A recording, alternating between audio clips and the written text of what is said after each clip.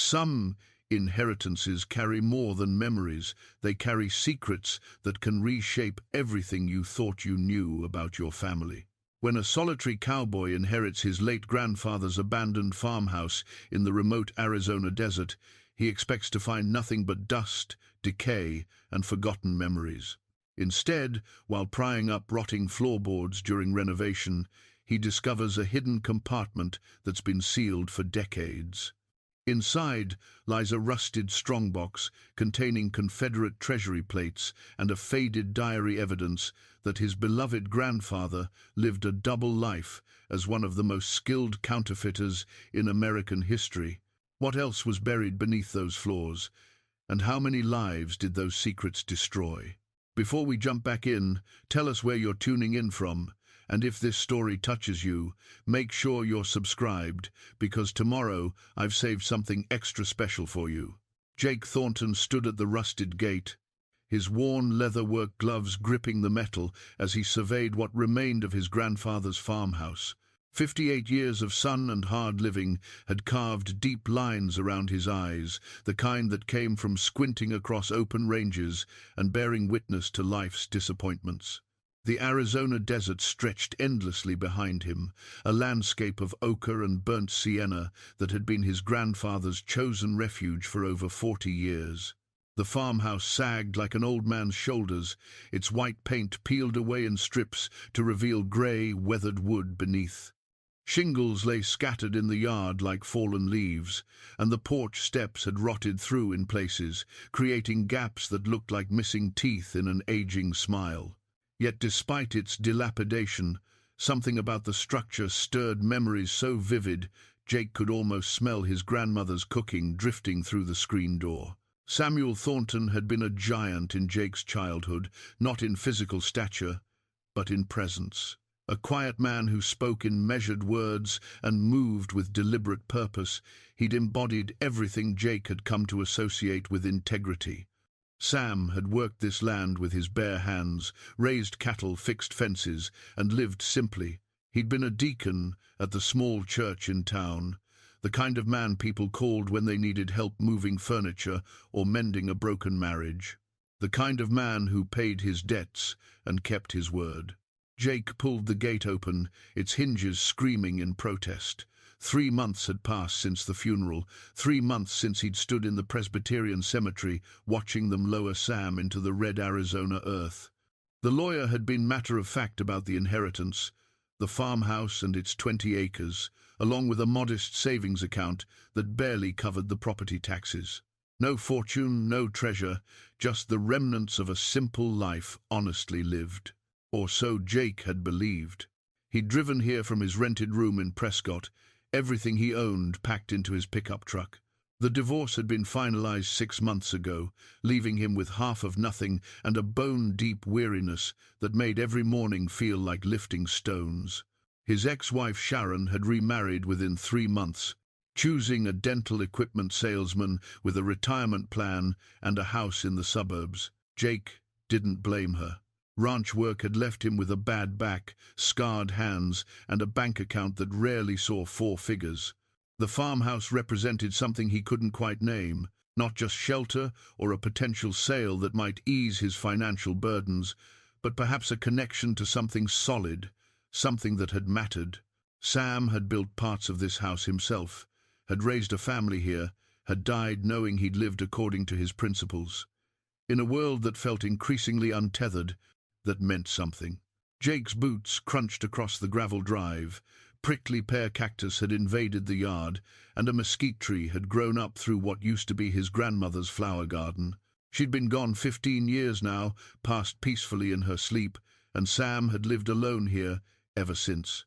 Neighbors said he'd become even quieter after her death, spending long hours sitting on the porch, staring out at the desert as if waiting for something that never came. The front door hung slightly askew, and Jake had to shoulder it open. Inside, the air tasted of dust and mouse droppings and the peculiar staleness of spaces long abandoned. Furniture sat beneath white sheets like ghosts, and everywhere Jake looked, he saw evidence of neglect: water stains on the ceiling, cracks in the plaster, floorboards that groaned ominously under his weight. He moved through the living room slowly, memories rising like smoke. That corner by the window was where Sam's reading chair had sat, where the old man would spend evenings with his Bible or a Louis L'Amour novel, reading by lamplight while crickets sang their evening chorus. The stone fireplace still bore soot marks from countless winter fires.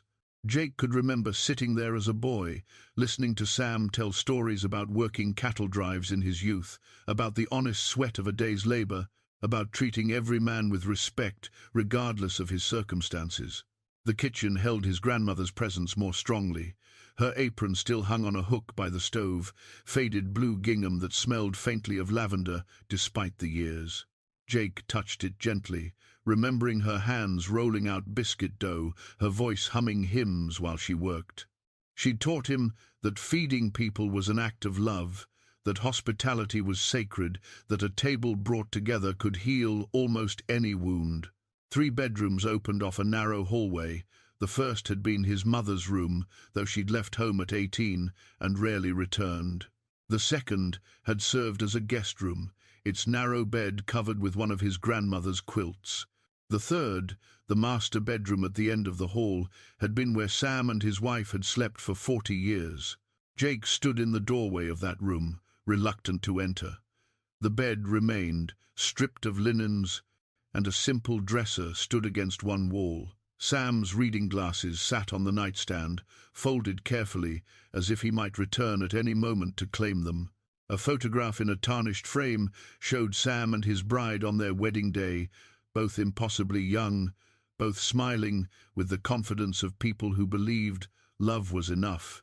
The floor in here had always been Sam's pride, solid oak planks he'd installed himself, hand-sanded and finished to a honey-coloured glow. Now they were scratched and dull, gaps showing between some boards where the wood had shrunk with age and dryness. Jake knelt and ran his hand across them, feeling the texture his grandfather's hands had created. He'd come here with a plan. Renovate enough to make the place sellable, hopefully turn a modest profit that would give him breathing room, find some footing again. Maybe it wasn't much of a plan, but it was something, and something felt better than the emptiness that had been following him since the divorce. Jake spent the rest of that first day unloading his tools and supplies, setting up a camp bed in the living room and taking stock of what needed doing. The roof wanted patching. The plumbing would need attention. The electrical system was decades old and probably dangerous. And those floors, beautiful as they'd once been, had suffered from neglect. As evening fell, he sat on the porch steps with a cup of instant coffee, watching the sun paint the desert in shades of amber and crimson. This land had sustained his grandfather for most of a lifetime. Sam had chosen it deliberately, moving here from Texas in the late 60s, buying the property cheap and building this house board by board. He'd told young Jake once that a man needed space to think, room to breathe, distance from the noise of the world. Out here, Sam had said, you could hear yourself clearly. What had Sam been listening for? What thoughts had required such solitude? Jake watched darkness settle over the desert, stars emerging like holes poked in black fabric. Coyotes called in the distance, their voices rising and falling in ancient rhythms. He thought about his grandfather's funeral, how the church had been full despite Sam's isolation in later years. People had spoken of his generosity, his quiet faith, his willingness to help anyone in need. The pastor had called him a righteous man. Inside, Jake spread his sleeping bag on the camp bed and lay in the darkness, listening to the house settle around him. Old structures made their own music, creaks and groans and soft sighs, as wood expanded and contracted with the temperature changes. His grandmother used to say that houses remembered the people who lived in them, that walls absorbed joy and sorrow alike. If that was true, what stories did these walls hold? He drifted toward sleep, thinking about his grandfather's hands, calloused and strong, capable of both delicate repair work and heavy labor. Those hands had built this place, had held Jake when he was small, had been folded in prayer at every meal. Honest hands, Jake had always thought, the hands of a man who'd earned his rest. In his dreams that night, Jake was 10 years old again, standing in this very house during a summer visit. His grandfather was teaching him to plane wood, showing him how to read the grain, how to let the tool do the work rather than forcing it. Sam's hands guided his smaller ones, patient and sure. "Everything worth doing requires attention," Sam had said. "You can't rush good work. The wood will tell you what it needs if you listen." Young Jake had nodded, not fully understanding but wanting desperately to please this man he admired so completely. Sam had always treated him like someone whose thoughts mattered, whose questions deserved real answers. In a childhood marked by his parents' constant arguing and eventual separation, those summers with his grandparents had been islands of stability and peace. Morning came with brilliant desert light streaming through unwashed windows. Jake rose stiff and sore, made coffee on his camp stove, and ate a breakfast of canned beans and stale bread. He'd never been much of a cook, a fact Sharon had mentioned frequently during their marriage. But out here, alone with his thoughts and his work, the simplicity felt appropriate. He began in the master bedroom, figuring he'd work his way through the house room by room. The floor concerned him most. Several boards moved when he stepped on them, suggesting rot or loose nails beneath. Jake knelt with his tools spread around him, those worn leather work gloves protecting his hands as he started pulling up damaged baseboards. The gloves had been Sam's, found in a toolbox in the shed.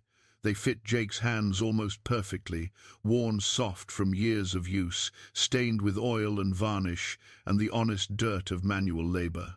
Wearing them felt like receiving his grandfather's blessing, like being granted permission to care for this place Sam had loved. As Jake worked, he found himself talking to Sam in his mind, explaining what he was doing and why, asking for guidance the way he had as a boy. It felt foolish and comforting at the same time. The dead couldn't answer, but perhaps their presence lingered in the spaces they'd inhabited, in the objects they'd touched, in the memories of those who'd loved them. By mid-morning, Jake had removed several sections of baseboard and was testing each floorboard systematically. Most were solid despite their age, requiring only cleaning and refinishing. A few showed water damage near the exterior wall and would need replacing. He made notes, calculated costs in his head, tried to determine if he could afford quality materials or would have to make do with cheaper alternatives. That's when he found the board near the foot of where Sam's bed had stood. It moved differently than the others, with a deliberate looseness that didn't match natural settling. Jake pressed down on one end and watched the other lift slightly, like a lever or seesaw. His pulse quickened without knowing why. He worked his fingers into the gap and pried upward. The board came free easily, too easily, and Jake realized it had been designed to be removed. Below the floor joists, someone had carved out a space in the subfloor itself, a hiding place. And in that hiding place sat a metal box, its surface mottled with rust and age. Jake sat back on his heels, staring into the darkness beneath the floor. His hands, still wearing his grandfather's gloves, began to tremble. Sam had hidden something here, had created this secret compartment and concealed it beneath his bed, where he would sleep above it every night. Why would a man like Sam Thornton need a hiding place? What could he possibly have wanted to keep secret? The questions hung in the dusty air as Jake reached down into the darkness. The box was heavier than expected, solid metal with a hasp and lock that had corroded with time. He lifted it carefully, set it on the floor beside him, and just stared at it for a long moment. Outside, a crow called from somewhere in the desert. The wind picked up, rattling loose shingles on the roof.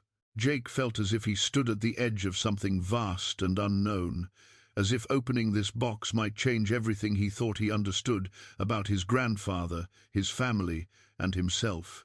Part of him wanted to put the board back, seal away whatever secrets Sam had hidden, let the old man rest with his mysteries intact. But that was cowardice, and Jake had never been a coward. If Sam had left this behind, If he'd created this hiding place knowing it might be found someday, then perhaps he'd meant for someone to discover the truth. Perhaps, after a lifetime of silence, Sam wanted his story known. Jake took a deep breath, picked up a screwdriver, and began working on the corroded lock. The lock resisted at first, rust having fused metal to metal over decades of neglect. Jake worked patiently, applying penetrating oil, letting it seep into the corroded mechanism, then trying again. His grandfather had taught him that patience was a virtue most people talked about, but few practiced. "Everything opens eventually," Sam used to say. "You just have to give it time and respect." After 20 minutes of careful work, the lock gave way with a grinding snap. Jake paused, his heart hammering against his ribs. Whatever lay inside this box had been important enough for Sam to hide it beneath his bedroom floor, to keep it secret for what must have been decades. The weight of that secrecy pressed down on Jake like a physical thing. He lifted the lid slowly. The hinges protested but held. Inside, wrapped in oilcloth that had mostly disintegrated into brittle fragments, lay objects that made no sense to Jake's eyes. His first thought was that he'd found old printing blocks, the kind used for letterpress work. They were metal plates, roughly 8 inches by 10 inches, their surfaces covered in intricate engravings. He lifted one carefully, turned it toward the light streaming through the window. The detail was extraordinary: elaborate scrollwork, portraits in profile, numbers and text in mirror image as printing plates would be. But as Jake studied the design, recognition crept over him like cold water. He'd seen images like this before, in history books and museums. These were Confederate currency designs, $20 bills, if he wasn't mistaken. Treasury notes from the Civil War era. But these weren't bills, these were the plates used to print them. Jake's hands shook as he set the first plate down and examined the others. 5 plates in total, each one a different denomination. $10, $20, $50, $100, and $500. The craftsmanship was remarkable, the kind of work that required extraordinary skill and precision. These weren't crude forgeries or amateur attempts. These were professional-grade counterfeiting tools, the kind that could produce nearly undetectable fake currency. Beneath the plates, wrapped in separate oilcloth, lay a leather-bound book. The cover was water-stained and mildewed, the binding cracked with age, but when Jake opened it carefully, the pages inside were still legible. Handwritten entries in ink that had faded to brown filled the pages, dates, notes, observations. His grandfather's handwriting, though younger and stronger than Jake remembered from birthday cards and Christmas letters. The first entry was dated the 17th of May, 1963. "Received the commission today. The money is more than I've made in 5 years of honest work combined. I tell myself it's not really stealing, the Confederacy is long dead, and these bills have no value except to collectors. But I know that's a lie I'm telling myself. What I'm about to do is create perfect forgeries, and someone will use them to defraud collectors and dealers. Blood money, even if no one bleeds." Jake read the words 3 times, each reading failing to make them more believable.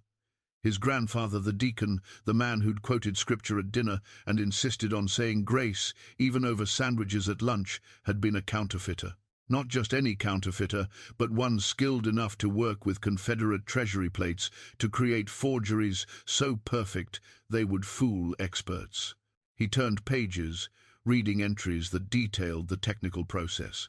Sam wrote about studying original bills, about learning the engraving techniques used in the 1,860 seconds, about sourcing paper that would match the age and composition of authentic currency. The level of detail was staggering, revealing a mind capable of meticulous research and painstaking craftsmanship. The 3rd of June 1963. The plate work is finished. 6 months of effort, working only at night when Rose is asleep. I've told her I'm building furniture in the shed, and she believes me because she wants to believe me. The guilt is eating me alive, but we need this money. The medical bills from her surgery have buried us. The bank is threatening foreclosure. I keep telling myself this is temporary. Just one job, Enough to get us clear. Then I'll be done with this forever." Jake felt his stomach clench. His grandmother's surgery, he remembered his mother mentioning it once, years ago, some kind of cancer scare in the early 60s. Successfully treated but expensive. Sam had saved her life by paying for the best doctors and the newest treatments. Jake had always assumed Sam had managed through savings or loans. The truth was far more complicated. He continued reading, watching his grandfather's moral struggle unfold across the pages. Sam wasn't a criminal by nature. He was a desperate man who'd made a terrible choice, believing it would be temporary. But desperation had opened a door that proved difficult to close. The 15th of July, 1963, met with the buyer today. He calls himself Coleman, though I doubt that's his real name. He examined my work for over an hour, using a magnifying glass and holding the plates up to the light. Finally, he smiled and told me they were the finest reproductions he'd ever seen. He paid me in cash, more money than I've ever held at one time. I felt dirty taking it. Coleman asked if I'd be interested in more work. I told him no. He just smiled again, said I should keep his number in case I changed my mind. The entries continued through the summer and fall of 1963. Sam paid off his debts, saved his home, kept his family secure. He wrote about wanting to destroy the plates, about the moral weight of what he'd done, but he also wrote about the financial security they'd gained, about watching Rose recover without the additional stress of bankruptcy, about being able to provide for his daughter's education. The 20th of September 1963, I should have destroyed the plates. I meant to, but something stopped me. Maybe it's the knowledge that we're never as far from disaster as we think we are. Life can turn on you in an instant. Illness, accident, economic collapse. These plates represent a kind of insurance, terrible as that sounds. A last resort if everything else fails. I've hidden them in a place where Rose will never find them. Beneath the bedroom floor. Perhaps someday I'll have the courage to destroy them. Perhaps not. Jake set the diary down and looked at the plates again. His grandfather had carried this secret for over 60 years, had lived with the knowledge of what he'd done, had gone to church every Sunday, and prayed with the weight of this sin on his shoulders. The righteousness Jake had always associated with Sam took on a different character now, not the simple virtue of someone who'd never faced real temptation, but the hard-won integrity of a man who'd stumbled and spent the rest of his life trying to walk straight. The entries grew less frequent after 1963. Months would pass between them, then years. But Sam had kept writing, kept documenting his thoughts, as if the diary itself were a confessional, and these pages his only priest. March 4, 1967. Coleman found me again. I don't know how we moved here to Arizona to escape that part of my life, but he tracked me down, showed up at the property line like a ghost from a past I thought I'd buried. He wants me to do another job.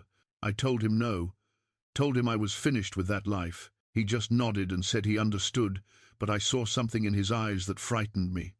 Men like Coleman don't accept refusal easily. I may have made an enemy I can't afford. Jake's hands had gone cold despite the desert heat. This wasn't just a story about his grandfather's fall from grace. This was something potentially dangerous, a connection to criminal elements that might still have relevance decades later. Who was Coleman?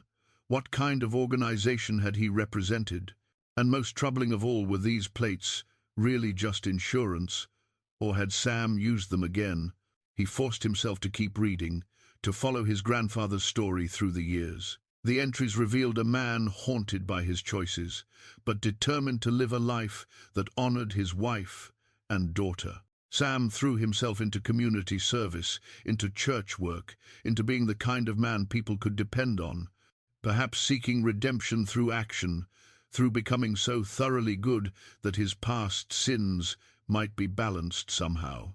But the plates remained hidden beneath his bedroom floor, a secret kept even from his wife, a burden carried alone. Jake realized the sun had moved significantly while he'd been reading. Hours had passed in what felt like minutes. His coffee had gone cold, his muscles stiff from kneeling on the hard floor. But he couldn't stop now. He had to understand the full scope of what his grandfather had done, had to know if there was more to this story than a single act of desperate counterfeiting. The diary held answers. But as Jake turned another page, as he saw dates stretching into the 1970 seconds and beyond, he wondered if those answers would give him peace or only raise more troubling questions. The man he'd thought he knew, the righteous grandfather who'd shaped his understanding of morality, had been hiding this entire time. What else had been hidden? What other secrets lay buried in this house? Jake didn't sleep that night. He sat at his grandfather's kitchen table with the diary open before him, reading by the light of a battery-powered lantern. The house creaked and settled around him, and every sound made him think of Sam's ghost watching from the shadows, judging him for unearthing secrets that were meant to stay buried. The entries from the 1970 seconds revealed a man wrestling with his conscience while building a reputation as one of the most trustworthy people in the community. Sam wrote about helping neighbors rebuild after a fire, about counseling young couples through marital troubles, about organizing food drives for struggling families. He served on the church board, led Bible studies, and became someone people turned to in times of crisis. Yet beneath it all ran the current of his hidden past. Coleman's name appeared periodically, never in detail, but enough to suggest the man hadn't forgotten about Sam's skills. There were cryptic references to phone calls, to envelopes arriving with no return address, to the constant low-grade fear that his past would catch up with him. April 10, 1978. Rose asked me today why I sometimes wake up in the middle of the night and just sit by the window. I told her I was getting old, that sleep comes less easily, but the truth is, I'm listening for cars on the road, watching for headlights that might signal Coleman's return. 15 years have passed since I last saw him, but I know men like that don't simply disappear. They wait. They remember. They collect on debts you didn't know you owed. Jake rubbed his eyes, exhaustion making the words blur. His grandmother had been alive when Sam wrote this, sleeping in the same room where the plates lay hidden. Had she suspected anything? Or had Sam's performance been so complete that even the woman who shared his bed for 40 years never glimpsed the truth? As dawn broke, Jake made coffee and tried to think clearly. He had several options, none of them simple. He could go to the police with what he'd found, turn over the plates and the diary, let the authorities sort out whatever legal complications might still exist from crimes committed 60 years ago. But would that honor his grandfather's memory or destroy it? Sam had spent decades trying to atone for his mistakes. Did he deserve to have his reputation ruined posthumously? Jake could destroy the evidence, burn the diary, melt down the plates and pretend he'd never found them. Let Sam rest in peace with his secrets intact. But that felt cowardly, and it would leave Jake with questions that would haunt him for the rest of his life. What else had Sam been involved in? Had he really only made those plates once? Or were there other crimes hidden in the gaps between diary entries? Or he could do what came least naturally, investigate. Learn the full truth before making any decisions. Find out who Coleman was, what organization he represented, whether any of this still mattered in the present day. The thought exhausted him, but it also felt necessary. If he was going to honor his grandfather's memory properly, he needed to understand the man completely, not just the carefully constructed version Sam had presented to the world.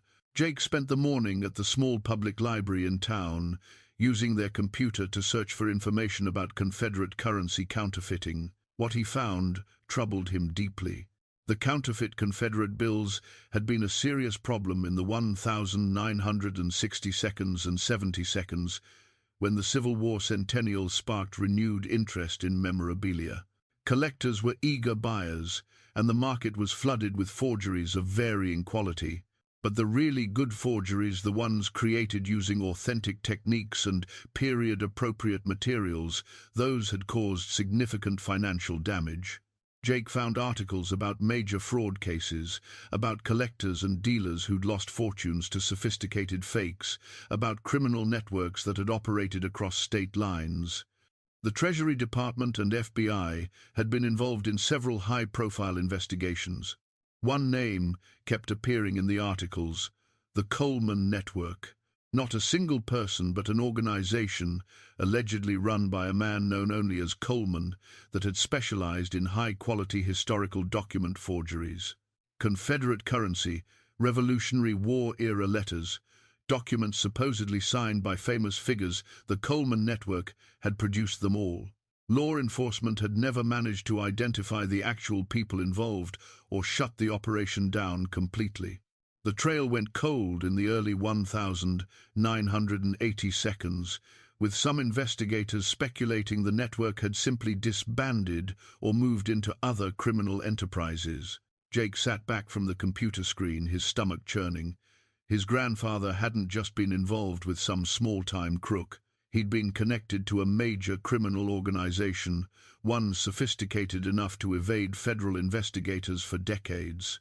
The plates hidden beneath Sam's floor weren't just evidence of a single desperate act, they were a link to something much larger and more dangerous. The librarian, a woman in her 70s with kind eyes and steel-grey hair, approached his table.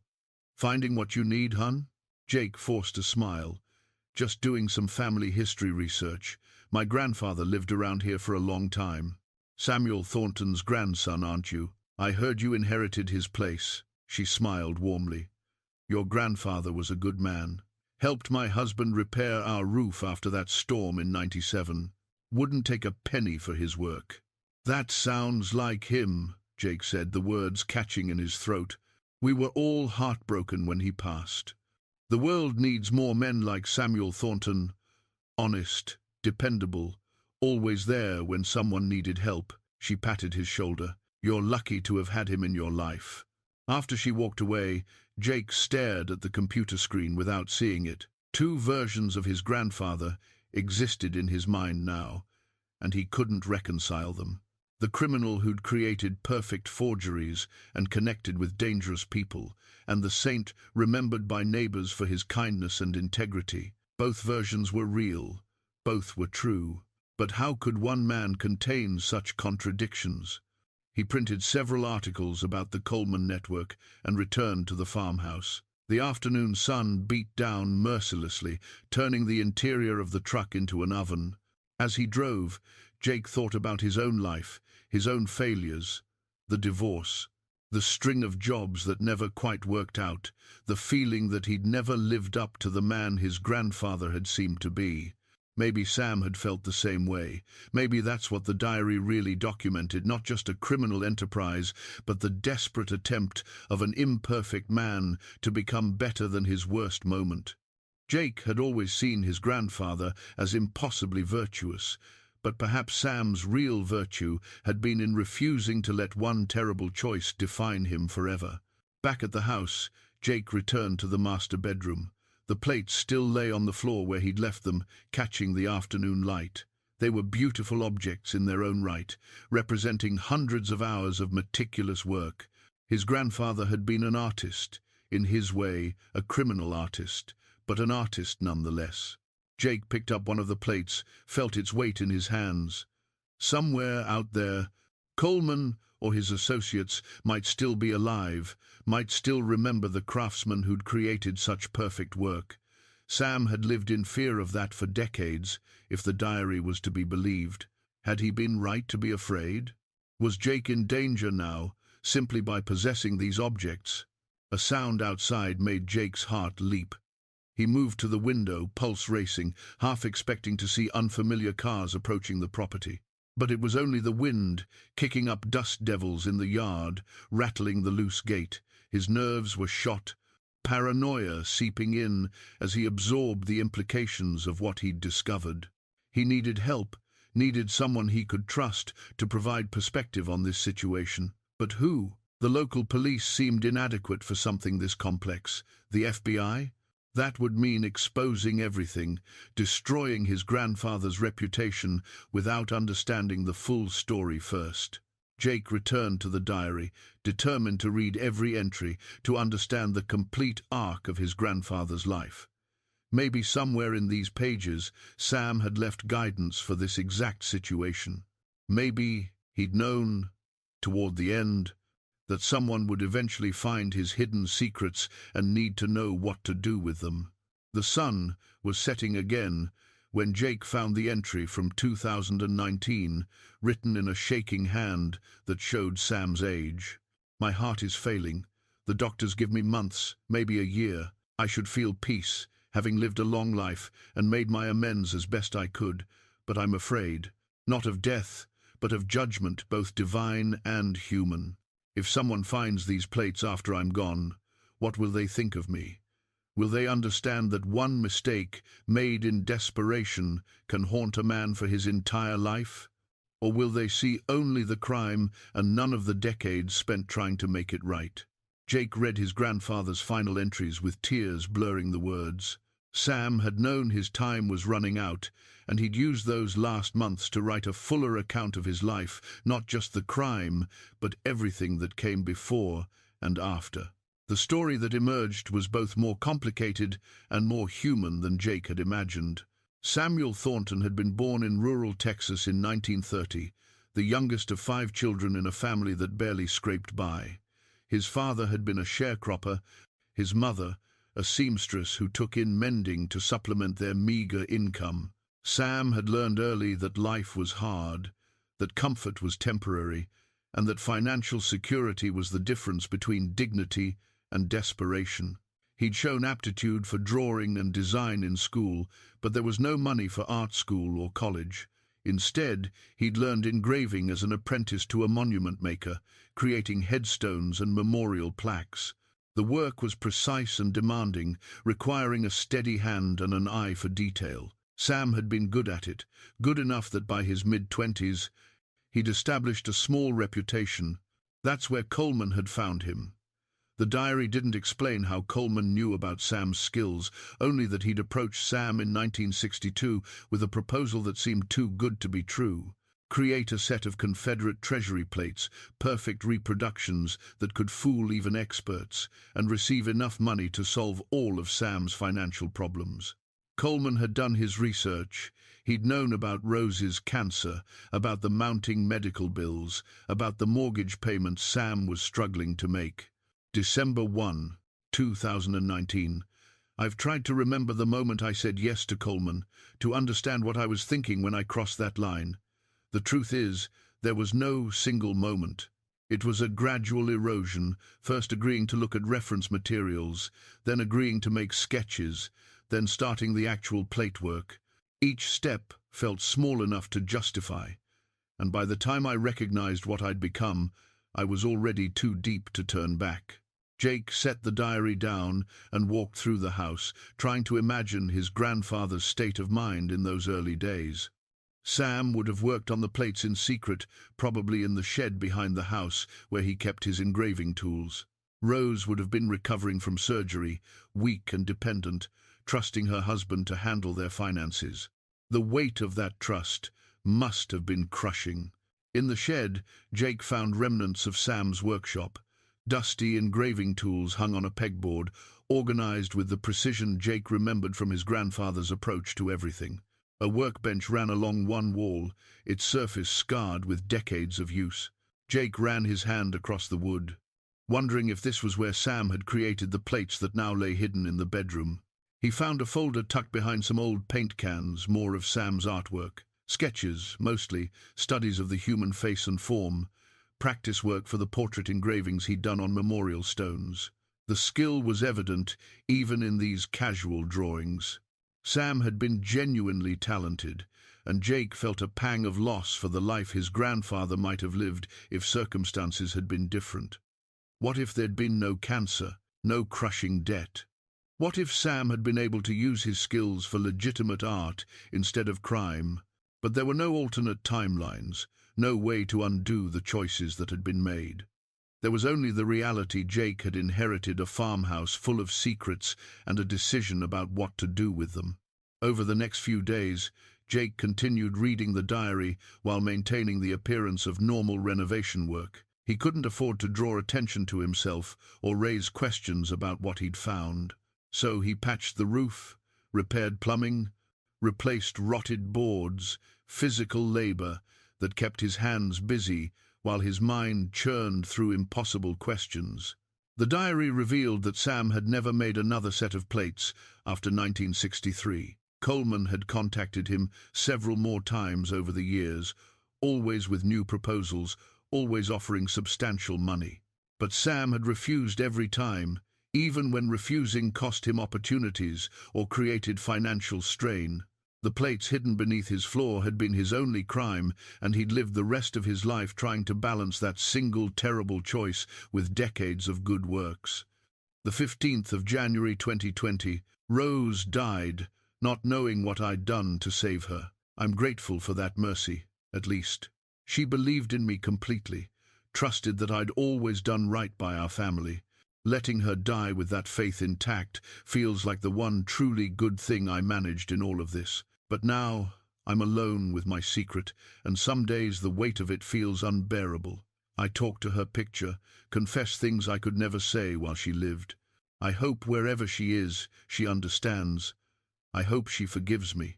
Jake found himself crying again, not for the grandfather he'd thought he knew, but for the real man, flawed and frightened, and doing his best with impossible circumstances. Sam's crime wasn't what made him human.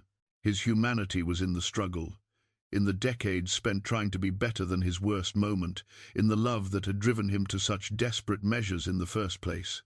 A knock on the front door startled Jake so badly he dropped the diary. His heart hammered as he approached the door, remembering Coleman's name, the criminal networks, all the dangers Sam had worried about. He peered through the dusty window before opening it. A woman stood on the porch, perhaps 60 years old, with sun-weathered skin and grey hair pulled back in a practical ponytail. She wore jeans and a faded work shirt, and she held a covered dish in her hands. Jake opened the door cautiously. "Can I help you? I'm Margaret Ellis. Live about 2 miles down the road.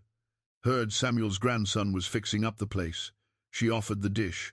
Brought you some chicken casserole. Figured you might not have much in the way of home cooking out here." The simple kindness caught Jake off guard. "Thank you. Your grandfather was good to us when we first moved here. Helped my husband build our barn, wouldn't hear of accepting payment. I always meant to return the favor, but you know how time gets away from you." Her eyes were sad. "I still can't believe he's gone. Seemed like Sam would be around forever." "He had that quality," Jake agreed, taking the casserole. "Made you feel like he'd always be there when you needed him." "That's exactly right," Margaret smiled. "You have his look, you know. Same eyes. I hope you decide to stay on the property. It would be nice to have a Thornton here again." After she left, Jake stood on the porch, holding the casserole, feeling the warmth of it seep through the dish. People had loved his grandfather, had trusted him, had seen him as a pillar of their community. That version of Sam was real too, just as real as the frightened man who'd made counterfeiting plates in a desperate moment. The complexity of it felt overwhelming. Jake wanted a simple narrative, a clear judgment of right or wrong, but life didn't work that way. People were complicated. They made terrible choices, and good choices, sometimes simultaneously. They carried their mistakes like stones in their pockets and kept walking anyway. Jake returned to the bedroom, to the plates and the diary, to the physical evidence of his grandfather's dual nature. He needed to finish reading, needed to understand if Sam had left any guidance for what to do with this knowledge, and he needed to decide soon. The renovation couldn't go on forever. Eventually, he'd have to make choices about the property, about the secrets it held, about what kind of legacy he would help create. The diary had more pages, yet unread. Jake settled in with Margaret's casserole and continued his grandfather's story, reading into the night, searching for answers that might not exist. The entries from the early 2000s showed a different kind of struggle. Sam's health had begun declining, and with it came a deeper urgency to make sense of his life. He wrote about attending the funerals of friends, about watching the community he'd built slowly disappear as people died or moved away. He wrote about loneliness, about the particular isolation that comes from carrying secrets no one else knows. But he also wrote about Jake. Reading his grandfather's observations about him felt like looking in a mirror held by someone else's hand, familiar but distorting, revealing aspects of himself Jake hadn't fully recognized. The 7th of March 2007, Jake came by today, his marriage clearly struggling, though he won't admit it. I see myself in him, that stubborn pride, the refusal to ask for help even when drowning. He talks about Sharon like she's the problem, but I recognize the pattern. He's running from something inside himself, just like I did for years. I want to tell him that running never works, that you take your demons with you wherever you go. But men like us don't accept advice easily. We have to learn everything the hard way. Jake set the diary down, feeling exposed. Sam had seen through him even then, had recognized the fault lines in his marriage years before they'd finally cracked open. Why hadn't his grandfather said something? Why had Sam let him stumble toward divorce without offering the wisdom of his own experience? But maybe Sam had tried, in his own way. Jake remembered conversations on this porch, his grandfather's careful questions about how things were going, his suggestions that pride could be an expensive luxury. Jake hadn't wanted to hear it then. He'd been too caught up in his own defensive narrative, too certain that his problems were unique and his choices justified. The irony stung. He'd spent years trying to live up to an image of his grandfather that turned out to be partly fiction. Sam hadn't been the flawless moral authority Jake had imagined. He'd been a man who'd made terrible mistakes and spent his life trying to atone for them. Maybe if Jake had known that, maybe if Sam had trusted him with the truth, they could have talked honestly about failure and redemption instead of Jake pretending everything was fine while his life fell apart. But secrets had a way of perpetuating themselves. Sam had kept his hidden to protect his family's image of him. Jake had hidden his struggles to avoid disappointing the grandfather he admired. Both of them had chosen isolation over vulnerability, and both had paid the price.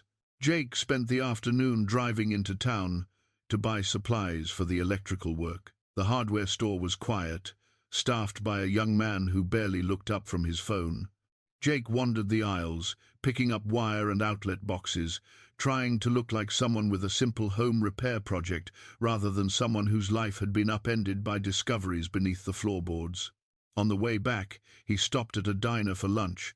The place was half full with locals, farmers and ranchers, mostly men and women in work clothes, taking a break from the demands of desert living. Jake found a booth by the window and ordered coffee and a sandwich. The normalcy of it felt surreal after days spent absorbed in his grandfather's secret history. An older man at the counter caught Jake's eye and nodded. After a moment, he picked up his coffee and walked over. "You're Sam Thornton's grandson, right? Saw you at the funeral." Jake gestured to the empty seat across from him. "Jake Thornton, please join me." The man settled in with a grateful sigh.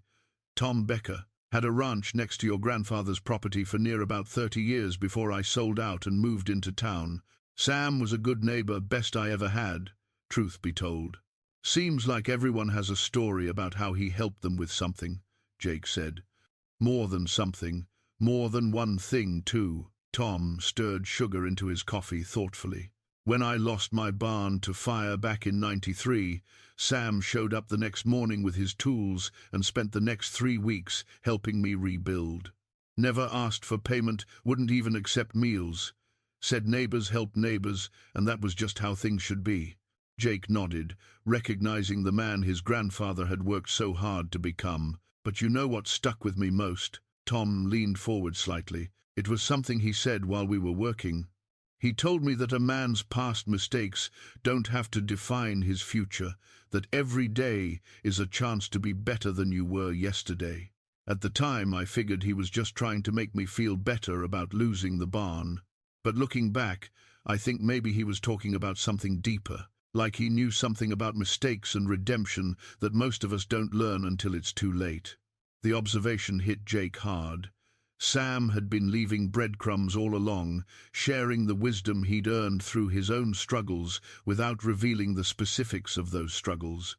How many other people had received these small pieces of his grandfather's hard-won understanding? How many had benefited from Sam's mistakes without knowing where that wisdom came from? "I think you're right," Jake said quietly. "I think he knew exactly what he was talking about." After Tom left, Jake sat with his cooling coffee, thinking about legacy. What did it mean to leave something behind? Was it the physical objects, the farmhouse, the hidden plates, the diary? Or was it the impact on people's lives, the moments of kindness and wisdom shared, the difference made in a community over decades? Sam had created both kinds of legacy: the criminal evidence hidden beneath his floor, and the network of people whose lives he'd touched with generosity and grace. Which legacy mattered more? Which one defined who he'd really been? Jake drove back to the farmhouse in the late afternoon light, the desert glowing gold and copper around him. He thought about his own legacy, such as it was. A failed marriage, a string of jobs that hadn't worked out, no children, few close friends. What would people say about him at his funeral? Would anyone remember him as someone who'd made their life better? It wasn't too late to change that. If Sam had managed to transform himself from criminal to pillar of the community, surely Jake could figure out how to be a better version of himself. But first, he needed to understand the full scope of what he'd inherited. The diary still had pages unread, and Jake had the growing sense that the real revelation was still coming. Inside the house, he returned to his grandfather's words. The entries from 2015 onward took on a more reflective tone, as if Sam knew his time was growing short and wanted to leave a comprehensive account. The 23rd of June 2015, "I've been thinking about Coleman again lately, wondering if he's still alive, if he still remembers the craftsman who made those plates. I've spent 50 years looking over my shoulder, waiting for him to return with another proposal or a threat. But maybe he forgot about me long ago. Maybe I've wasted decades fearing something that ceased to be relevant years ago.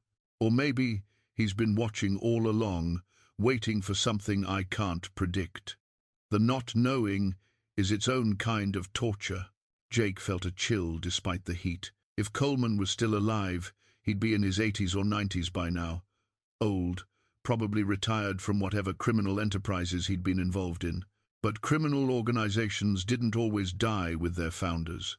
They passed down through generations, evolved into new forms, maintained institutional memory of assets and opportunities. The plates hidden beneath the floor represented an asset, a link to someone with extraordinary skills, someone who'd once created perfect forgeries. If the Coleman network still existed in any form, they might still be interested in Sam's work, or in Sam's grandson who'd inherited his property. Jake walked to the window and looked out at the darkening desert. The isolation that had once seemed peaceful now felt vulnerable. The nearest neighbor was 2 miles away. Cell phone service was spotty at best. If someone came looking for the plates, if Coleman or his associates tracked down Sam's property, Jake would be alone and exposed. He was being paranoid. He knew that. 50 years had passed since Sam made those plates. The criminal landscape had changed completely. Modern counterfeiting was done digitally, with computers and high-resolution printers. Nobody needed hand-engraved plates anymore. The Coleman network, if it had ever really existed as anything more than Sam's frightened imagination, was surely long dissolved. But still, Jake made sure the doors were locked before returning to the diary. He had to finish reading, had to know if Sam had left any indication of ongoing danger or if it had all been the paranoid imaginings of a guilty conscience. The answers had to be in these pages somewhere. The diary entries from the final years of Sam's life took on an elegiac quality, as if he was writing not just for himself, but for whoever might eventually find these pages. The handwriting grew shakier, the entries shorter, but the honesty deepened. The 12th of October 2018. Saw the doctor again today. Heart failure, they call it, though it feels more like the heart is finally catching up with the weight it's been carrying all these years. They give me medications, tell me to take it easy, avoid stress. They don't understand that the stress isn't external. It lives inside me, has lived there since 1963, a constant pressure that never eases. Maybe dying is just the body's way of saying it can't carry the burden anymore. Jake had to stop reading for a moment, emotion overwhelming him. He remembered that last year of Sam's life, the way his grandfather had seemed to shrink into himself, the light fading from his eyes.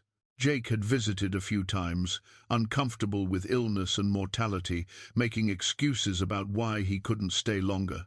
He'd been dealing with his own divorce, his own problems, and he'd told himself that Sam was old, that this was just the natural progression of life.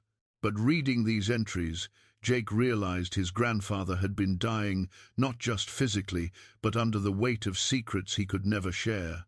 Sam had been alone with his guilt, even when surrounded by people who loved him. That kind of isolation must have been suffocating. The next entry was dated 3 months later. The 8th of January 2019. Had a visitor today. A young man, maybe 30, well-dressed and polite.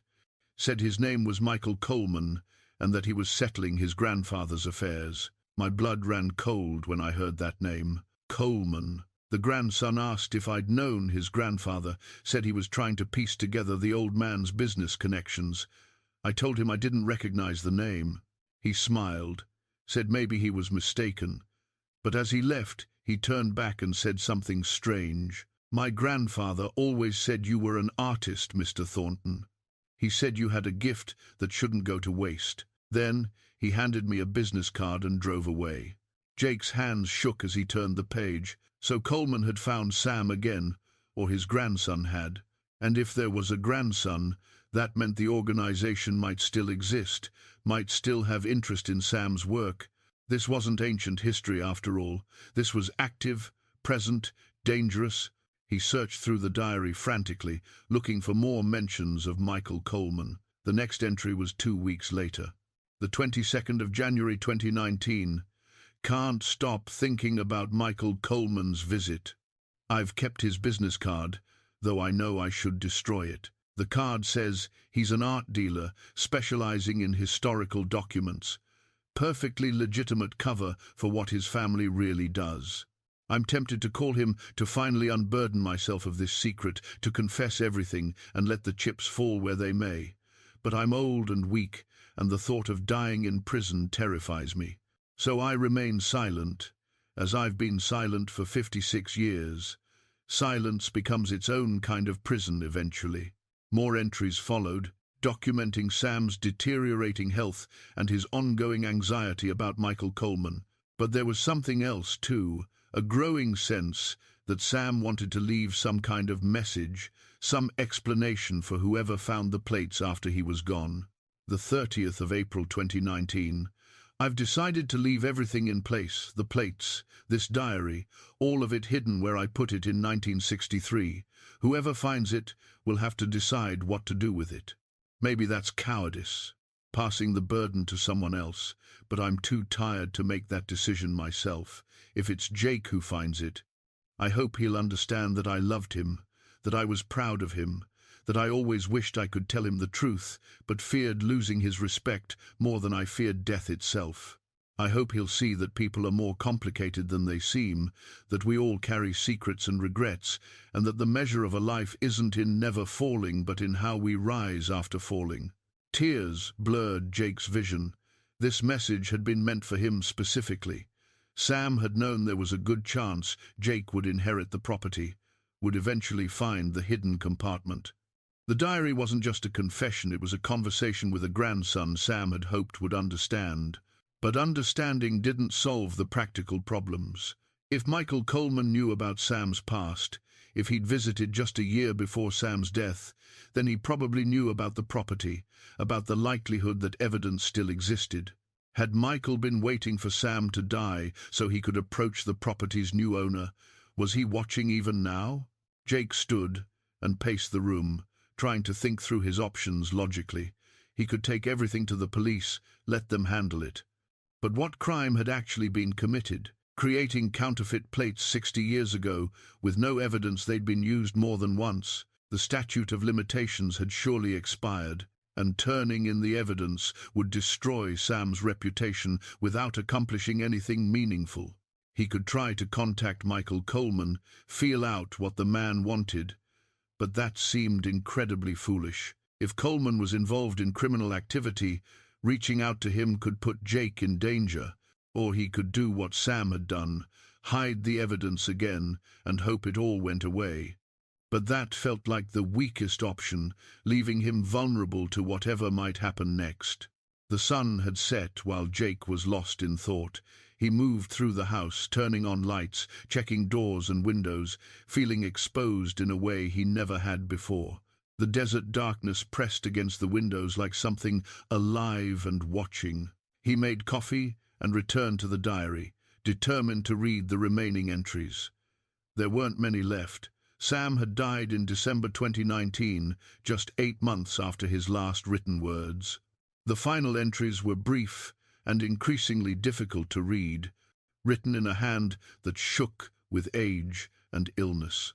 The 15th of November 2019, heard a vehicle on the road last night, moving slowly past the property. Probably nothing, probably paranoia, but I got up and watched from the window until it passed. Michael Coleman said his grandfather had died years ago, but that doesn't mean the organization died with him. Networks like that have a life of their own. They remember, they wait. I hope I'm wrong. I hope I'm just a frightened old man, seeing threats that don't exist. But I've learned to trust my instincts about such things. 3 more brief entries followed, each one documenting strange occurrences, another slow-moving vehicle, a phone call from an unknown number, the sense of being watched. Sam's fear had been real and growing in those final weeks. He died knowing that his past might catch up with his family even after he was gone. The last entry was dated the 3rd of December 2019, just days before Sam's death. If you're reading this, I'm gone. I hope it's Jake who finds these words. I hope he understands that every choice I made after 1963 was an attempt to balance the scales, to be worthy of the second chance I gave myself. I hope he knows I'm sorry. Sorry for the burden I'm leaving him. Sorry for not being the man he thought I was. Sorry for all the ways I fell short. But I also hope he sees that imperfect men can still do good, that mistakes don't have to be permanent, that redemption is possible even if it's never complete. The plates are his to do with as he sees fit. I trust his judgment more than I trusted my own. Tell the truth or keep the secret, either choice requires courage. Whatever he decides, I'll rest easier knowing he made it. Love never fails, even when we do. Jake read the final words 3 times, tears streaming down his face. His grandfather had trusted him with this impossible decision, had believed in his moral judgment, even knowing Jake would discover Sam's deepest failings. That trust felt both like a gift and an unbearable weight. He closed the diary gently, as if it were a sacred text. Outside, the desert night sang with insects and the distant calls of coyotes. The house settled around him with its familiar creaks and groans, and somewhere in the darkness, maybe real and maybe imagined, threats waited that his grandfather had feared until his final breath. Jake woke to the sound of an engine. For a moment, caught between sleep and waking, he thought he was dreaming, but the sound persisted. A vehicle approaching slowly on the dirt road that led to the farmhouse. He checked his watch. 3 in the morning. His heart hammered as he moved to the window, staying in the shadows. Headlights swept across the yard as a dark SUV pulled up to the gate. The engine cut off, and for a long moment nothing happened. Then the driver's door opened, and a man stepped out. Even in the darkness, Jake could make out his silhouette, tall, lean, well-dressed, even at this hour. The man stood looking at the house, not moving closer, just observing. Then he pulled out a phone, its screen glow illuminating his face. Young, maybe mid-30s, with the kind of composed bearing that suggested confidence and purpose. Michael Coleman, it had to be. Jake's mind raced. The man hadn't approached the house, hadn't knocked or announced himself. This was surveillance, checking to see if anyone was home, perhaps planning his approach. The rational thing to do was call the police. But what would Jake tell them? That a man was standing near his property at 3 in the morning? By the time anyone arrived, Coleman would be gone. Instead, Jake made a decision that probably wasn't wise but felt necessary. He opened the front door and stepped onto the porch, making himself visible in the ambient starlight. The man's head turned sharply. For a moment they stared at each other across the distance. Then the man raised a hand in a gesture that was either greeting or acknowledgement. Jake stayed where he was, neither inviting nor threatening. After a long moment the man walked slowly toward the porch, his movements deliberately non-threatening. As he got closer, Jake could see he was indeed young, with dark hair and intelligent eyes. He wore expensive, casual clothes, not the sort of thing you'd expect from someone on a criminal surveillance mission. "Mr. Thornton?" the man called out, when he was about 20 feet away. "Who's asking?" Jake's voice was steady, despite his racing pulse. "My name is Michael Coleman. I think you might be expecting me." He stopped at the bottom of the porch steps, making no move to come closer. "I apologize for the hour. I saw your lights were on and thought you might be awake. It's 3 in the morning. My lights aren't on." Michael smiled slightly. "No, I suppose they're not. I'm not very good at this, to be honest. Subterfuge isn't really my thing." He held up both hands, showing they were empty. "I'm not here to threaten you or cause problems. I'm here because I think we need to talk about something my grandfather left unfinished. Your grandfather is dead, according to what you told Sam. So you found the diary. Good, that makes this easier." Michael pulled out a business card and held it out. "I'm an art dealer, legitimately. I specialize in historical documents and currency. My grandfather was involved in less legitimate aspects of the same business, but that part of the family enterprise ended when he died in 2010. Jake didn't take the card. "What do you want?" "To finish a conversation my grandfather started 60 years ago, and to warn you about something you probably haven't considered." "May I come up? I promise you're not in danger from me, but we should talk somewhere less exposed." Every instinct told Jake this was a bad idea, but his grandfather's diary had mentioned Michael's visit, and Sam hadn't seemed to think the younger Coleman was an immediate threat. And there was something in the man's bearing that suggested sincerity, not menace. 5 minutes, Jake said. "We talk on the porch." Michael climbed the steps slowly, stopped a respectful distance away, and leaned against the porch railing. Called him the best craftsman he'd ever worked with, said those plates were works of art. He regretted pressuring your grandfather into making them. Regret doesn't undo damage.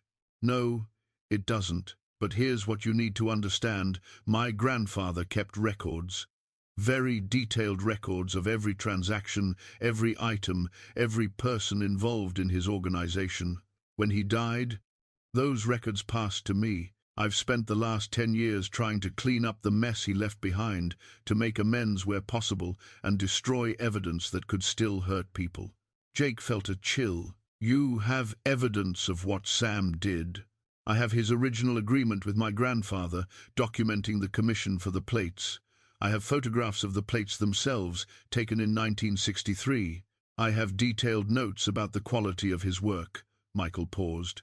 "And I know that 3 sets of forgeries were produced using those plates, all between 1963 and 1965. Sold to collectors who had no idea they were buying fakes. The total fraud was significant, over $2 million in today's dollars.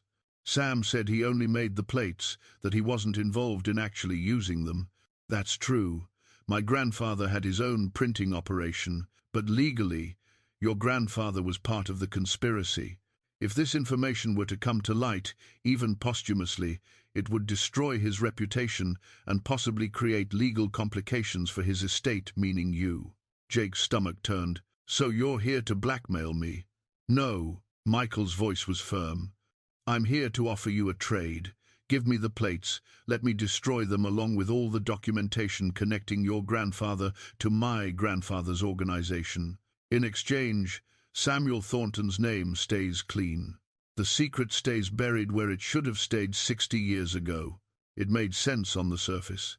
But Jake had learned enough about criminal organizations to be suspicious. And if I refuse? Then you keep the plates and I destroy the records anyway.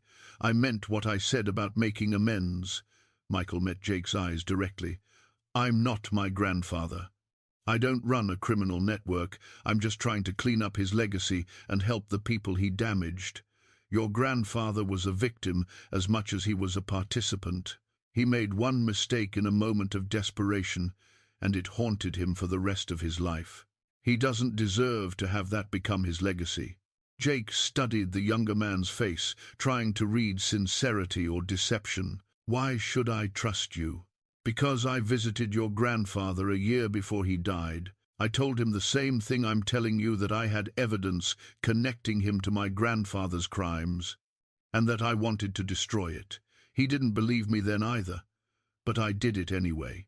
I burned every document that mentioned his name, every photograph, every piece of evidence except for one set of copies that I've kept as insurance against my grandfather's former associates. Former associates? Michael's expression darkened. My grandfather's organization didn't die with him. Some of his colleagues continued the work, evolved it into other forms of fraud. They know about the plates your grandfather made, and they know about this property. I've been watching it since Samuel died, making sure they don't come looking, but I can't watch forever. The implications hit Jake like cold water. You're saying I'm in danger. I'm saying the plates represent unfinished business to people who don't like unfinished business. If word got out that you found them, that they still exist, someone might decide they're worth recovering, either to use them or to eliminate evidence of the old organization's activities. Michael straightened from the railing. Give me the plates. Let me destroy them properly. Then both of us can move on. And your grandfather's secret dies the way he wanted it to. Jake's mind churned. This could all be an elaborate lie, a way to get the plates for Coleman's own purposes. But if it was true, if there really were former associates of Coleman's grandfather watching this property, then Jake was sitting on something far more dangerous than he'd realized. I need time to think about this. You have until tomorrow night. After that, I'm leaving Arizona, and you'll be on your own. Michael pulled out the business card again and set it on the porch railing. My number. Call me when you decide. And Mr. Thornton read the rest of your grandfather's diary if you haven't finished it. I think he left you a message about trust.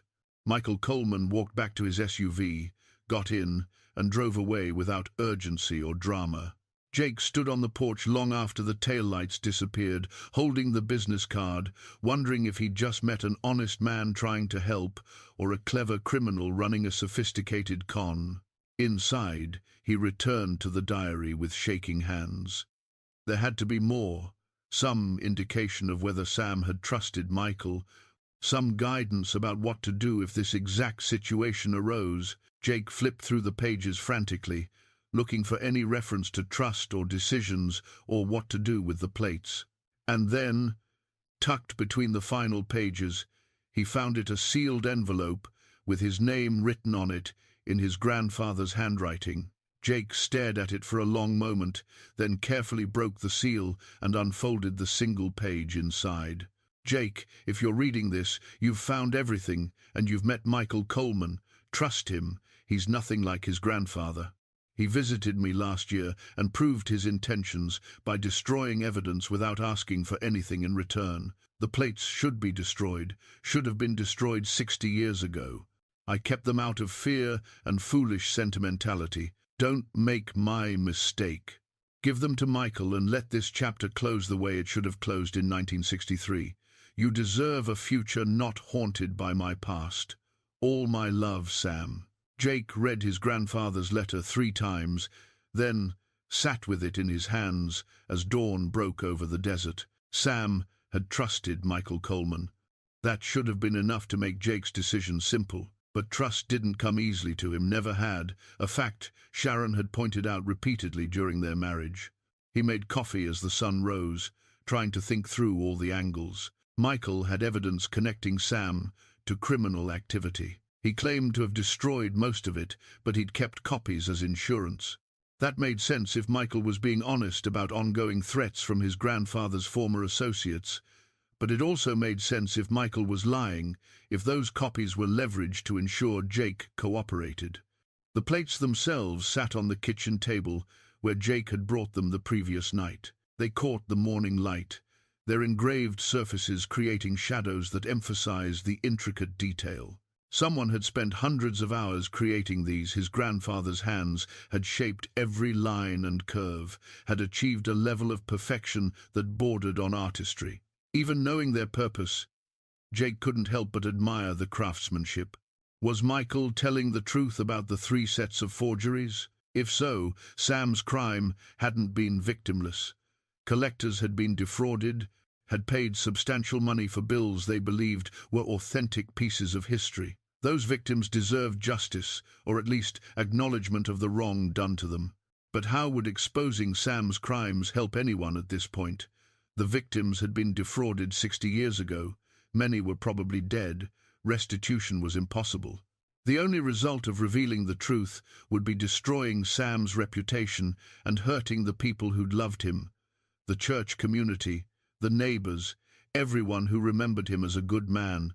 Jake's phone rang, startling him. He didn't recognize the number but answered anyway. "Mr. Thornton, this is Sheriff Wallace. We've had a report of suspicious activity near your property last night.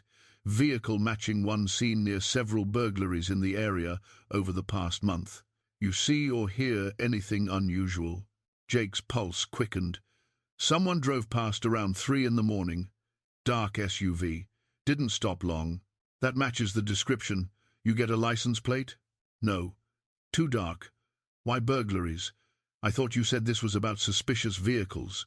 "The burglaries have all been at properties of deceased persons, places being prepared for estate sales. Whoever's doing it seems to know when places are vulnerable, when valuable items might be present. Your grandfather's property fits the profile." The sheriff paused. "You staying there alone?" "For now. Might want to consider staying in town for a few days, at least until we catch whoever's responsible, or get some company out there. It's pretty isolated for someone on their own." After hanging up, Jake stood at the window looking out at the desert. The timing was too perfect.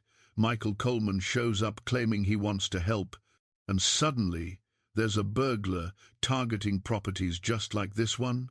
Either Coleman was involved in the burglaries, using them as cover for his real interest in the plates, or his warning about dangerous former associates had been legitimate. Jake called the number on Michael's business card. The younger Coleman answered on the second ring. "Sheriff just called," Jake said without preamble. "Says there's been a burglar hitting estates in the area, dark SUV just like yours." "I know. That's not me." Michael's voice was tense. "That's the problem I was warning you about. Someone from my grandfather's old network has been tracking down anyone connected to his operation.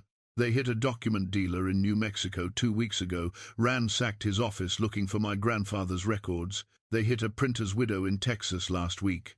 They're being methodical, and they're working their way toward Arizona." "How do I know you're not working with them?" "Because if I was, I wouldn't have warned you. I would have just shown up and taken what I wanted." Michael's frustration came through clearly. "Look, I understand your suspicion, but every hour you wait, they get closer. These aren't collectors or art enthusiasts. They're criminals trying to eliminate evidence that could be used against them. If they think you have something that belonged to my grandfather, they won't ask politely." Jake made a decision. "Come back to the property. Daylight, 1 hour. We'll talk face to face." "I'll be there." Jake spent the next hour preparing. He moved the plates and diary back to their hiding place beneath the floor, replaced the board, made sure nothing indicated he'd found anything. If Michael was working with the burglars, if this was all an elaborate setup, Jake wasn't going to make it easy for them. He also loaded his grandfather's old rifle, checked that it still worked, and kept it within reach. Trust only went so far. Michael arrived exactly on time, driving the same dark SUV from the previous night. In daylight, Jake could see it was well maintained but not new, with Arizona plates and no distinguishing features. Michael got out empty-handed, wearing jeans and a simple button-down shirt, looking more like a graduate student than a criminal. "Thank you for seeing me again," Michael said, stopping at the porch steps. "Come inside, we'll talk properly." They sat at the kitchen table, the space where Sam's diary indicated his grandfather had shared countless meals with family and friends. Michael looked around the room with something like sadness in his eyes. "My grandfather talked about this place, said it was where Samuel Thornton found peace, where he went to escape the weight of what he'd done." Michael's gaze returned to Jake. "I never met your grandfather, but from what mine said, I think they weren't so different. Both of them got caught up in something they regretted. Both spent years trying to make amends. Your grandfather was the instigator. Sam was the victim." "That's partly true, but my grandfather didn't force Samuel to take the job. He offered money, and your grandfather said yes. They both made choices, and they both had to live with the consequences." Michael leaned forward slightly. "I'm not defending what my grandfather did. I'm just saying that criminal and victim aren't always clear categories. Sometimes people are both."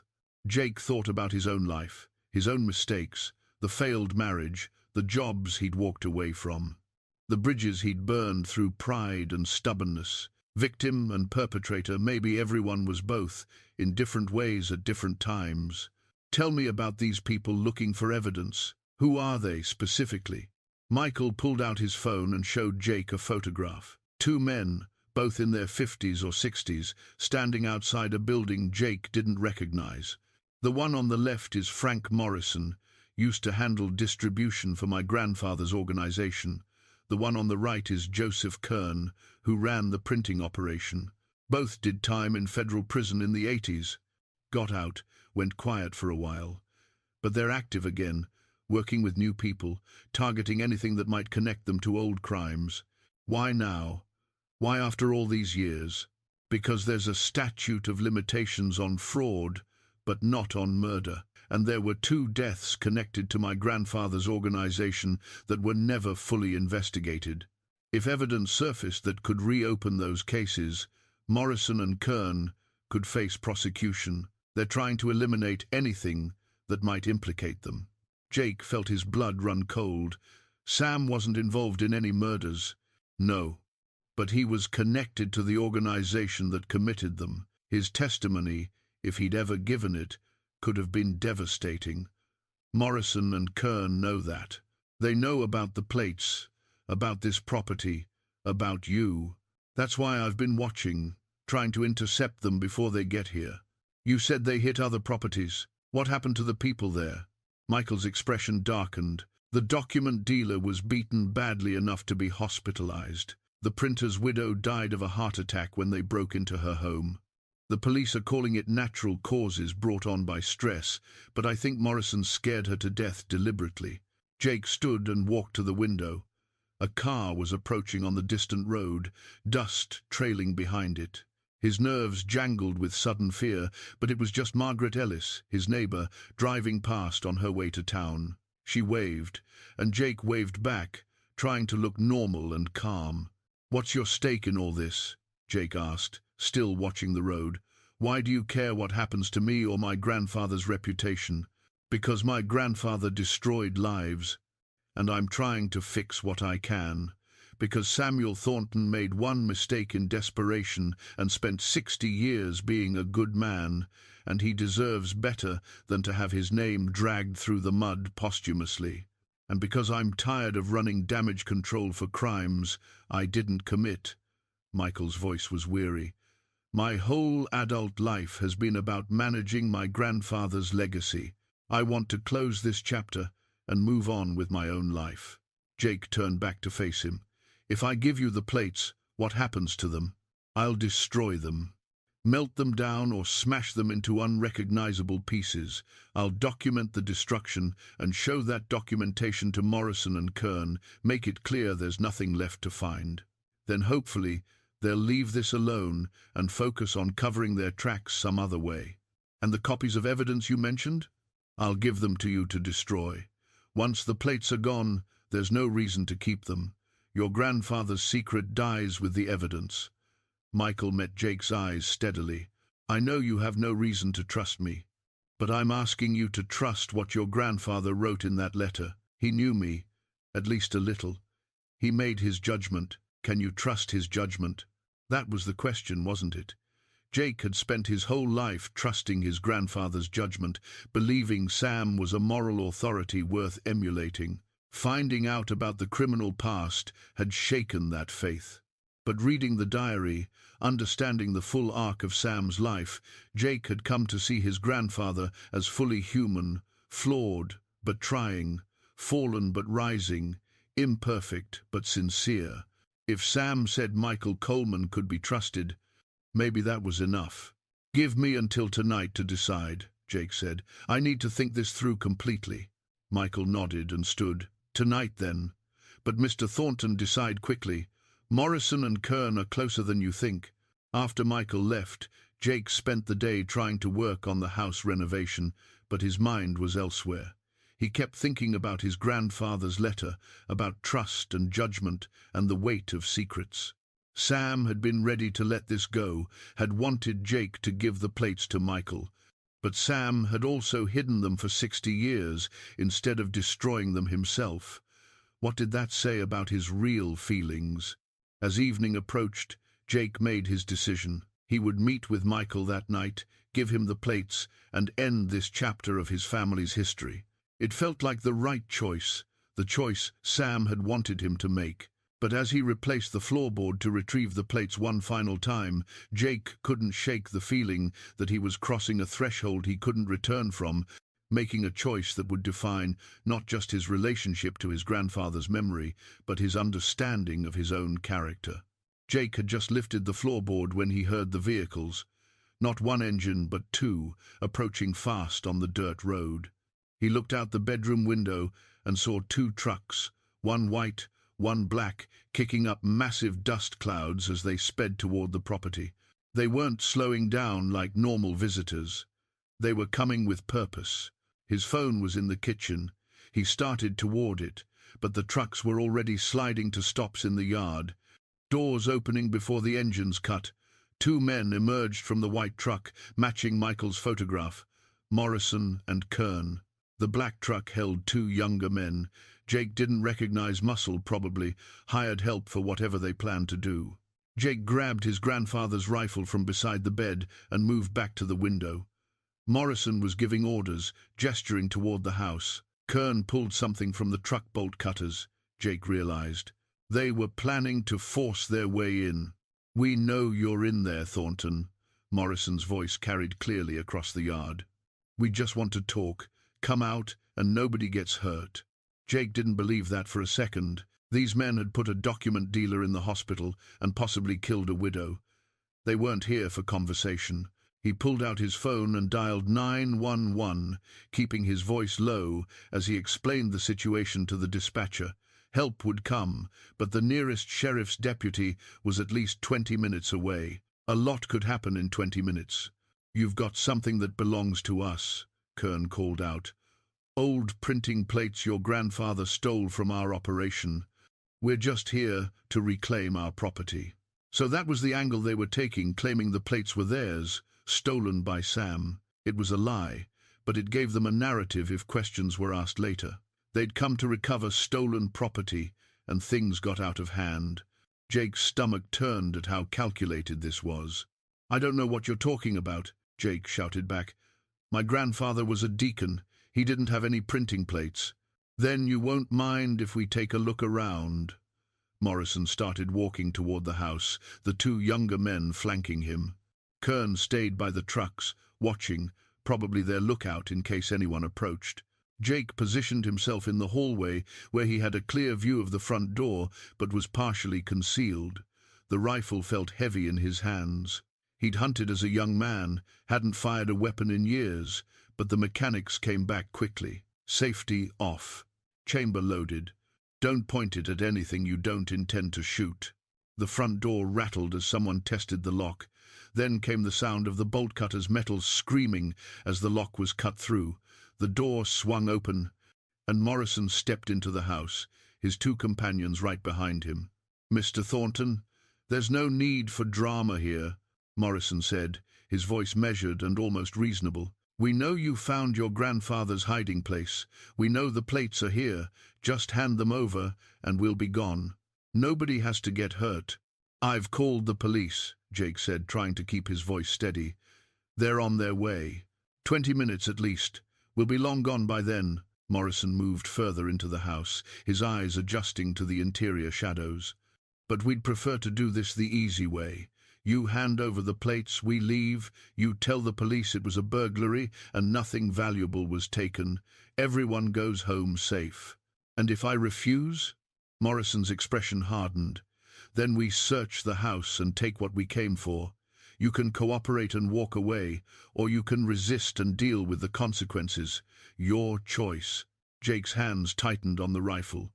He could see all three men now, Morrison in front, the two younger men spreading out to flank him. They hadn't drawn weapons yet, probably didn't want to escalate unless necessary. But Jake could see the calculation in Morrison's eyes, the cold assessment of risks and benefits.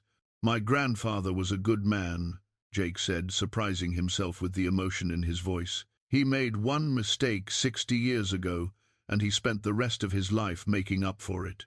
You people used him, threatened him, made him live in fear. I'm not giving you anything. Your grandfather was a counterfeiter who worked for us," Morrison said flatly. "He took our money, did our work, and kept tools that belonged to our organization. We're just collecting what's ours. Those plates were made with Sam's hands, Sam's skills. They never belonged to you. Legal ownership is complicated. Possession, though, that's simple." Morrison gestured to his men. "Search the house. Start with the bedrooms." Jake stepped into view, raising the rifle to his shoulder, pointing it directly at Morrison. The two younger men froze, hands moving toward concealed weapons. For a moment, nobody moved, everyone calculating angles and consequences. "Get out of my house," Jake said quietly. "Now." Morrison studied him with unsettling calm. "You prepared to shoot me, Mr. Thornton? Kill a man over some old printing plates? Spend the rest of your life in prison for murder? Self-defense. You broke into my home.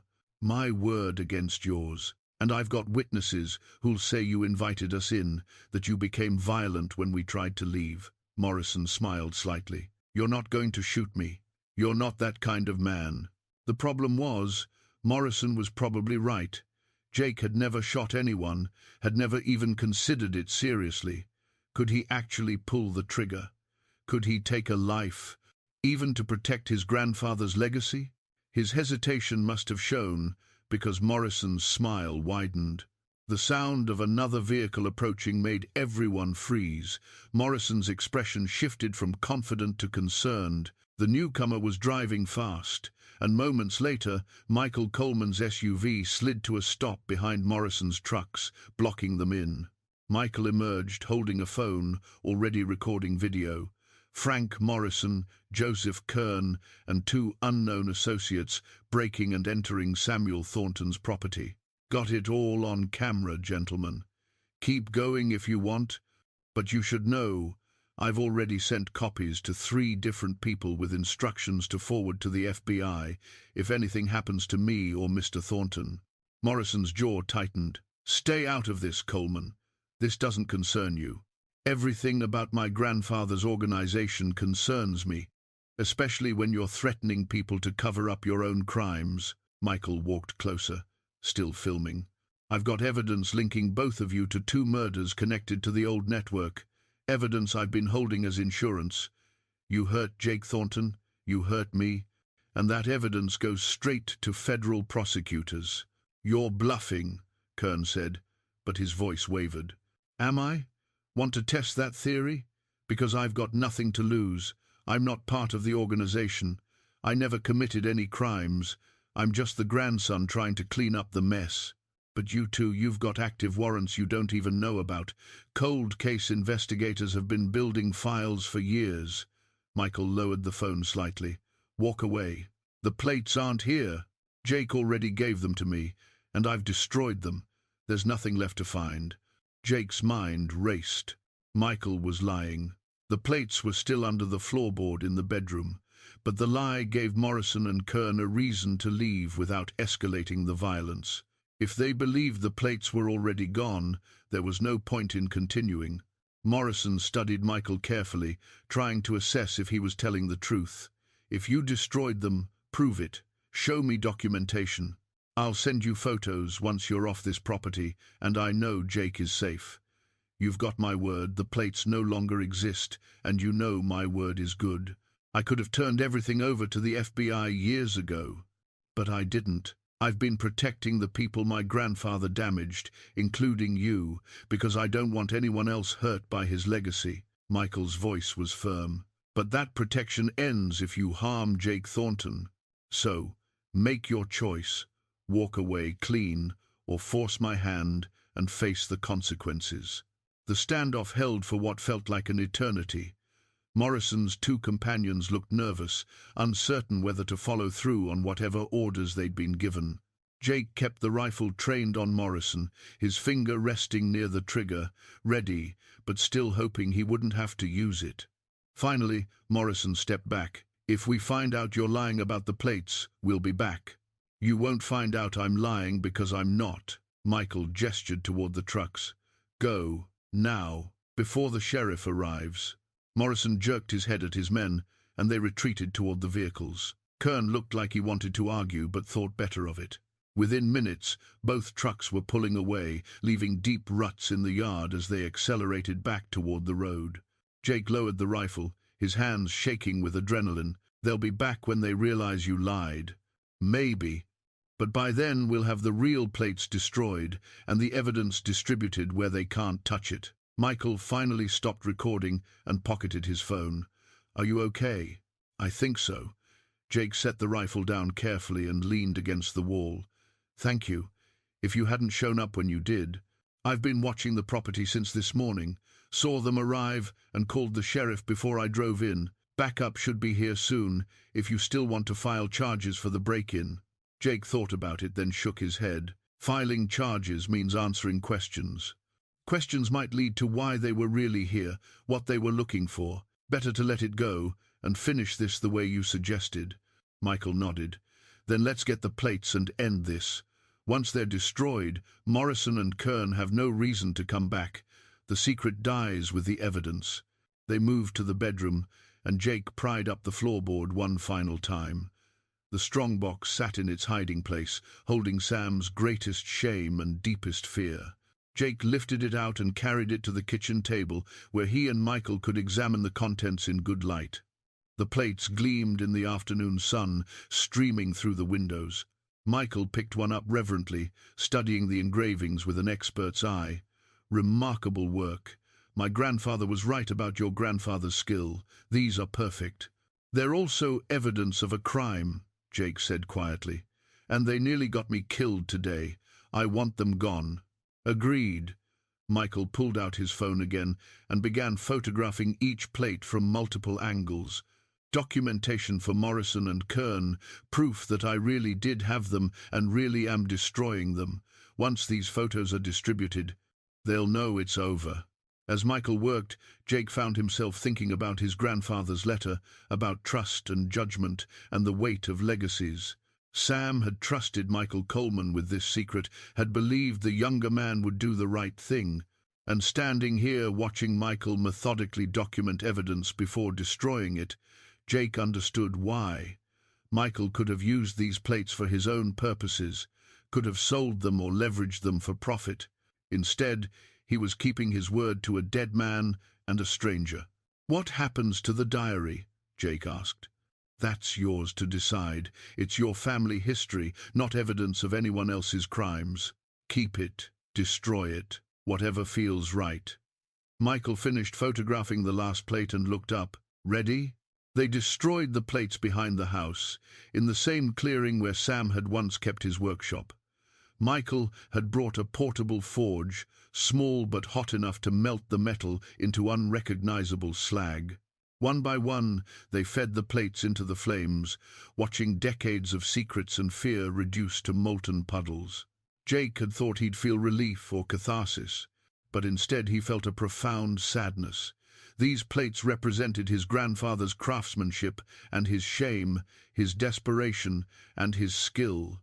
Destroying them erased evidence of a crime, but it also erased proof of Sam's artistry, however misdirected that artistry had been. "He was an artist," Michael said quietly, as if reading Jake's thoughts. "My grandfather always said that Samuel Thornton could have been one of the great engravers if he'd had different opportunities. The plates he made were better than the originals, in some ways cleaner lines, more consistent detail. It was tragic that he used his gifts the way he did. He didn't have a choice. We always have choices, but some choices are between bad options and worse options." Michael poured the final pool of molten metal into a bucket of sand, where it would cool into a shapeless mass. "Your grandfather chose to save his wife, even if it meant compromising his principles. Then he chose to spend the rest of his life making amends. Both choices took courage." The sheriff arrived as they were cleaning up, taking a report about the break-in and promising to increase patrols in the area. Jake stuck to the story he and Michael had agreed on. Intruders had broken in looking for valuables, been scared off before finding anything. The sheriff seemed satisfied, advised Jake to install better locks, and left without pressing for details. After the sheriff drove away, Michael pulled an envelope from his SUV and handed it to Jake. "The copies I mentioned, everything I had documenting your grandfather's connection to my grandfather's organization, it's all in there. Do with it whatever you think is right." Jake took the envelope, felt its weight. "You kept your word." "I told you I would." Michael offered his hand. "I hope this brings you some peace. Your grandfather was a good man who made one bad choice.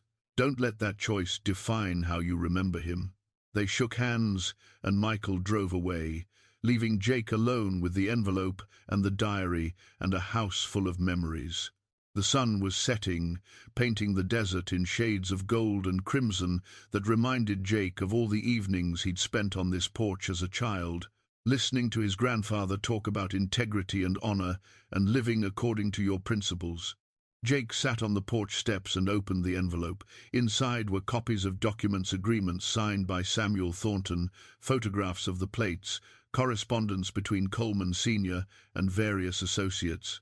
All of it authenticated, dated, preserved with the kind of care that suggested Michael had been a meticulous record-keeper of his grandfather's crimes. He should burn it all, destroy every trace of evidence. But something made Jake hesitate. These documents were history, not just his grandfather's personal history, but a record of a particular time and place, of the kinds of choices desperate people made when faced with impossible circumstances. Maybe it was worth preserving, not as evidence of crime, but as a reminder that morality was often more complicated than simple judgments of right and wrong. Jake carried the envelope inside and added it to the diary, placing both in the strongbox that had held the plates. He'd find a new hiding place eventually, somewhere secure but accessible, not to conceal shame but to preserve truth, the full, complex truth of his grandfather's life. Over the following weeks, Jake continued the renovation work with a different purpose. He was no longer preparing the house for sale. He was preparing it for himself, for a life he might build here, in the space where his grandfather had sought redemption. The solitude that had once felt lonely now felt peaceful. The desert's vastness no longer threatened but welcomed. Margaret Ellis brought more casseroles and eventually convinced Jake to attend a community potluck. He met the people his grandfather had helped over the years, heard more stories about Sam's quiet generosity, his willingness to show up when needed. Each story added layers to Jake's understanding, filling in details of a life lived deliberately, purposefully, in service to others. Jake began to see the pattern. After 1963, Sam had built his life around service, not to erase his crime, because erasure was impossible, but to balance it somehow, to put good into the world in proportion to the harm he'd caused. Every repaired roof, every counseled couple, every organized food drive had been an act of atonement. Sam had understood that redemption wasn't a destination, but a practice, something you worked at every day of your life. 3 months after destroying the plates, Jake received a letter from Michael Coleman. Morrison and Kern had been arrested on unrelated charges, fraud and conspiracy connected to a recent document forgery ring. The evidence Michael had compiled about their past crimes had been sent anonymously to federal investigators, helping to build the case. Both men would likely spend their remaining years in prison. "Your grandfather can finally rest," Michael had written. "The people who threatened him are no longer a threat to anyone. I hope you've found peace with his memory and with the choices you made. I'm closing my grandfather's business and moving into legitimate art dealing exclusively. Time to build something new instead of managing something old. Thank you for trusting me when you had every reason not to. That meant more than you know." Jake folded the letter carefully and added it to the strongbox. Outside, the desert sunset was painting the sky in impossible colors. He walked to his grandfather's workshop, ran his hands over the old tools, imagined Sam here creating beauty and occasionally, in one desperate moment, creating something else entirely.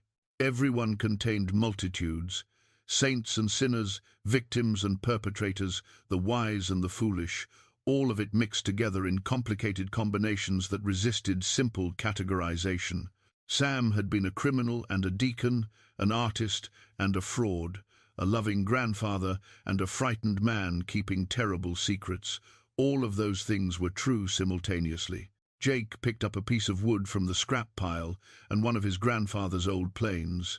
He wasn't an engraver, had no particular skill with fine detail work. But he could learn basic woodworking, could create simple, useful things with his hands, the way Sam had done. It seemed like a fitting way to honor the complicated legacy he'd inherited, not by pretending the criminal past hadn't existed, but by focusing on the creative impulse that had driven both Sam's crimes and his redemption. He began to plane the wood, feeling the tool bite into the grain, watching shavings curl away like small prayers. Outside, stars were emerging in the darkening sky. Coyotes would sing soon, their voices rising and falling in ancient rhythms. The desert would settle into its nighttime self, vast and patient and indifferent to human struggles with morality and legacy. But Jake was no longer afraid of that indifference. He'd learned that meaning came not from the desert or the stars or any external authority, but from the choices people made every day to be better than their worst moments. His grandfather had learned that lesson the hard way and spent 60 years living it. Now it was Jake's turn to carry that understanding forward, to build something good from the complicated inheritance he'd received. The wood began to smooth under the plane's blade, taking shape beneath his hands. It wasn't art, not yet, but it was a beginning, and beginnings were often enough.